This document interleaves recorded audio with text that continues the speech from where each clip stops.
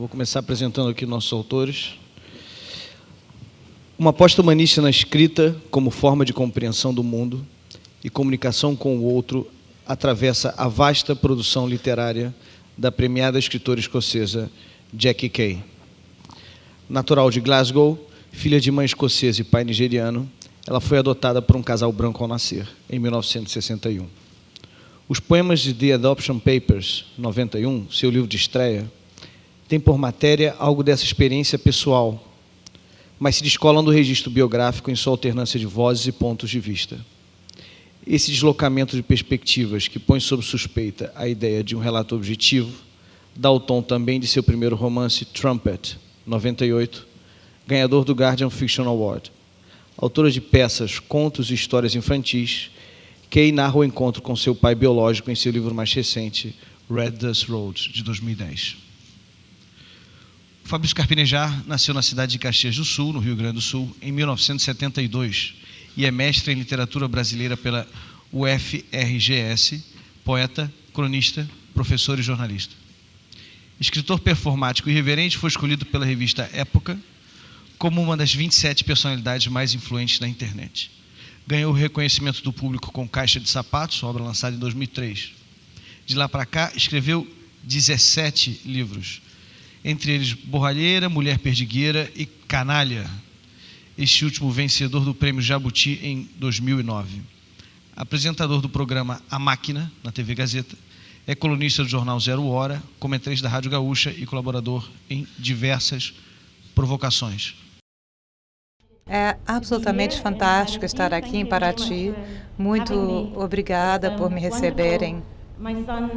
Meu filho, Matthew, que está aqui comigo e agora tem 23 anos, me perguntou, quando ele era um garoto ainda muito novo, ele perguntou: mãe, por que você está sempre indo para a poesia? E ele achou que poesia era um lugar, que eu entrava num ônibus, num trem, num avião e eu ia para a poesia, e você saltava nesse lugar chamado poesia. E Paraty é esse lugar, é o lugar chamado poesia. Bom dia. Jack, em português, é arrepio. É uma honra estar na Fripp e Paraty. Paraty realmente é fantástica. Conseguiram armar as condições ideais para receber um gaúcho, frio e chuva. Eu estou me sentindo em casa, os efeitos são convincentes, Cuenca. Uma das maravilhas da minha vida foi ter nascido feio. O ter consciência de que sou feio me libertou. O feio é um dom. O feio é inesquecível. Você olha uma vez o feio e pensa como que ele nasceu, assim. O bonito, ele é facilmente esquecível, apagado. O bonito, eu fico com pena de quem é bonito, Jack. Porque o bonito tem muito trabalho, tem que se conservar, tem que se preservar. I don't know. O feio...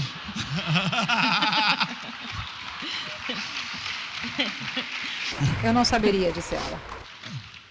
O recreio é o terror da escola. Porque todo mundo cuida do bullying dentro da aula. O bullying acontece no recreio. E eu ficava com medo de que minha família descobrisse que eu era feio.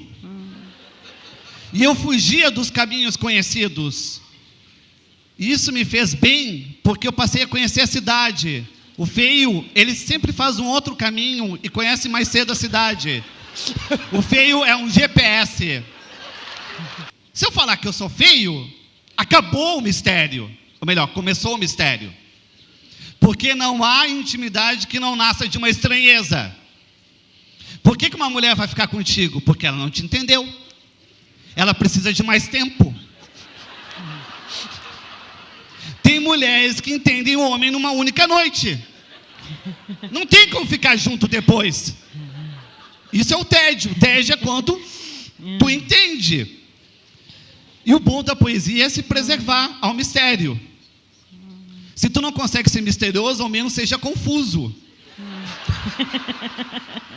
É interessante quando a sua vida se torna uma história. Quando eu encontrei o meu pai biológico e ele reagiu daquela maneira que eu descrevi, eu percebi que não havia, na verdade, uma forma de inventar, porque a minha vida já tinha se tornado uma história. Eu comecei, na verdade, a minha vida como uma história. Da minha mãe adotiva sempre foi muito aberta, falando sobre adoção, e ela contava aos filhos dela que os filhos dela já vinham com histórias.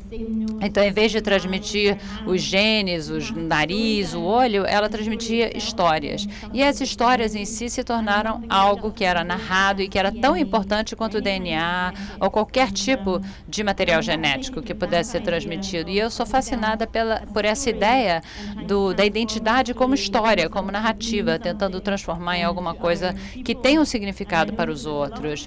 E eu vi que muitas pessoas têm problemas, divisões na família, ou perderam o pai quando eram muito jovens, e aí formam na sua cabeça uma versão imaginária desse pai ou dessa mãe.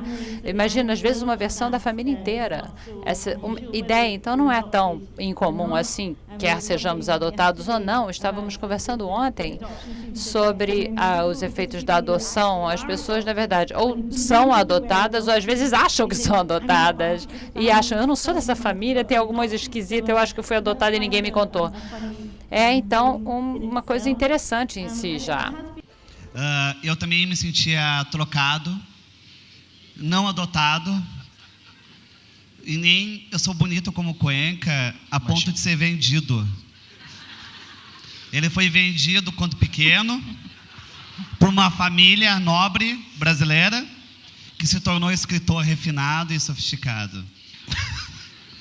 Eu tinha certeza que eu era trocado no hospital porque sempre tinha uma tia que dizia: é importante numa família ter sucesso, ter um tio fracassado e uma tia chata.